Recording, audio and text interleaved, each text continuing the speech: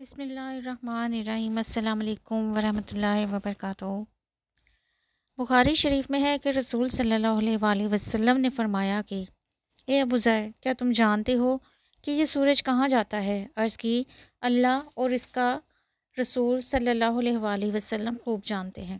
پھر آپ نے فرمایا کہ عرش کے نیچے جاتا ہے اور سجدہ کرتا ہے، پھر اللہ تعالیٰ سے مشرق کی طرف سے نکلنے کی اجازت چاہتا ہے کہ دوسرا دورہ کرے، پھر اس کو اجازت ملتی ہے اور بہت قریب ہے کہ وہ سجدہ کرے گا اور قبول نہ ہوگا، اور دورہ کرنے کی اجازت مانگے گا مگر اجازت نہ ملے گی، پھر اس کو حکم ہوگا کہ لوٹ جا اسی جگہ جہاں سے تو آیا ہے، پھر وہ مغرب کی طرف سے نکلے گا، جیسا کہ اللہ تعالیٰ نے فرمایا ہے، یعنی سورج چلتا رہتا ہے اپنے ٹھکانے کی طرف، یہ اندازہ باندھا ہوا ہے اس کا جو زبردست علم والا ہے۔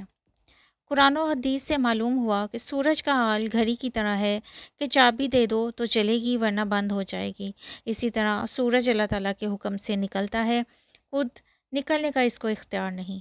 پھر جب اللہ تعالیٰ کا اندازہ پورا ہو جائے گا تو دنیا کی کل بگڑ جائے گی اور سورج مغرب سے نکلے گا اور الٹی چال چلے گا، پھر یہ دنیا کا کارخانہ ٹوٹ پھوٹ جائے گا، اسی کا نام قیامت ہے۔